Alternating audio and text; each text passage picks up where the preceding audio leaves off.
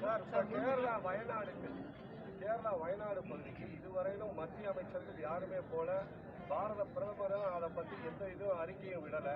இப்போ பார்த்தீங்கன்னா 200க்கும் மேற்பட்டவர் செத்துட்டாங்க. இப்போ 4வது நாளாக நடந்துகிட்டு இருக்கு. இப்போ வரையிலும் மத்திய அரசு இதை கண்டுகொள்ளாமல் இருக்கு. அது மக்கள் மீது நம்பிக்கை உள்ளவர்கள், மக்களை நேசிப்பவர்கள் தான் பதபதித்து போவார்கள். நேற்றைக்கு எங்கள் தலைவர் ராகுல் காந்தியும் சகோதரி பிரியங்கா காந்தி அவர்களும் அங்கு ஆறுதல் சொல்லும் பொழுது, கட்டி அணைத்து நாங்கள் இருக்கிறோம் என்று அரவணைக்கும் பொழுது பத்திரிகையாளர் கேட்டார்கள், இந்த தருணத்தை நீங்கள் எப்படி பார்க்கிறீர்கள் என்று. அப்பொழுது தலைவர் ராகுல் காந்தியும் பிரியங்கா காந்தியும் சொன்னது, என்னுடைய தந்தை இறந்த பொழுது நாங்கள் எந்த மனநிலையில் இருந்தோமோ, சோகத்தில் இருந்தோமோ, அதே மனநிலையில் இங்கு நிற்கிறோம் என்று சொன்னார்கள். இதுதான் மனிதர்கள் நேசிப்பது உண்மையான தலைவர்கள்.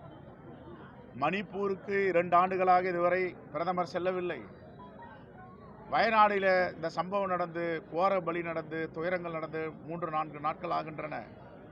இதுவரைக்கும் அமைச்சர்களும் செல்லவில்லை, ஆளுநரும் செல்லவில்லை, ஒன்றிய அமைச்சரவையிலிருந்து யாரும் செல்லவில்லை. என்ன காரணம் அதுக்கு இருக்க முடியும்? அவர்கள் கல் மனசுக்காரர்கள். மக்கள் மீது அவர்களுக்கு ஒருபோதும் நம்பிக்கை கிடையாது, அனுதாபம் கிடையாது. ஆனால் மாண்பு முதலமைச்சர், தமிழ்நாட்டு முதலமைச்சர் உடனே 5 கோடி ரூபாய் நிவாரணம் தருகிறேன் என்றார், அறிவிப்பு செய்திருக்கிறார். என்ன நடந்ததுன்னு தெரியாது. நிலச்சரிவு, குறைந்தபட்சம் 50-60 பேர் இறந்திருப்பார் செய்தி போயிட்டு இருக்கு. 5 கோடி கொடுக்கிறார் மாண்பு முதலமைச்சர் அண்ணன் தளபதி. உடனே ஓடோடி சென்ற அந்த மண்ணில் மக்களோடு மக்களாக தலைவர் ராகுல் காந்தி நேற்று நின்று கொண்டிருக்கிறார். யார் மனிதாபிமானவர்கள், யார் மனிதர்களை நேசிப்பவர்கள், யார் இந்த தேசத்து மக்களுக்காக இருப்பவர்கள்ன்றதை மக்கள் எல்லாம் பார்த்து கொண்டிருக்கிறார்கள். இதைவிட பெரிய கொடுமை, கேவலம் என்னவென்றால், மாநிலங்களவையில் உள்துறை அமைச்சர் அமித்ஷா பேசும்பொழுது சொல்லுகிறார், நாங்கள் 1 வாரங்களுக்கு முன்பு ரெட் அலர்ட் கொடுத்தோம் என்று உண்மைக்கு புறம்பாக பொய் பேசுகிறார் என்று நான் சொல்லலை. பினராயி விஜயன் கேரளா முதலமைச்சர் சொல்றார். என்ன சொல்றாரு? மாநிலங்களவையில் உள்துறை அமைச்சர் அமித்ஷா மிகப்பெரிய பொறுப்பில் இருப்போம், ரெட் அலர்ட் கொடுத்தோன்றாரு. அது பொய். ஆரஞ்சு அலர்ட் கொடுத்தாங்க. ஆரஞ்சு அலர்ட்டுக்கும் ரெட் அலர்ட்டுக்கும் வித்தியாசம் இருக்கு. இப்படி அப்பட்டமா பிணத்தின் மீது அரசியல் செய்கிறார்கள் என்று கேரளா முதலமைச்சர் சொல்லுகிறார். இதுதான் பாஜகவுடைய சித்தாந்தம், பாசிசம். ரைட்?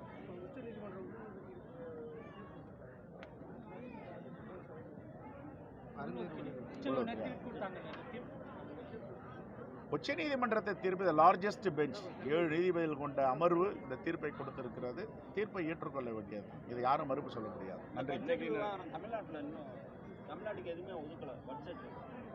அது தொடர்ந்து பேசிட்டே இருக்கோம், ஒதுக்க மாட்டாங்க. தமிழ்நாட்டை பாஜகவால் புறக்கணிக்கப்பட்ட மாநிலமா டிக்ளேர் பண்ணிட்டாங்க.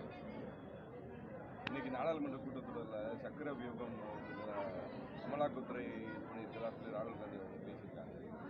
இது தமிழ்நாட்டில் எப்படி தொடர்ந்து அமலாக்கத்துறை ஏவுதலின் பேரில் யாராவது அவங்களுக்கு எதிராக பேசினாங்களா? பத்திரிகையாளர் நீங்கள் கூட உண்மையை போட்டிங்கன்னா தப்பு அப்படின்னா உடனே ரைடு பண்ணுவாங்க, கைது பண்ணுவாங்க.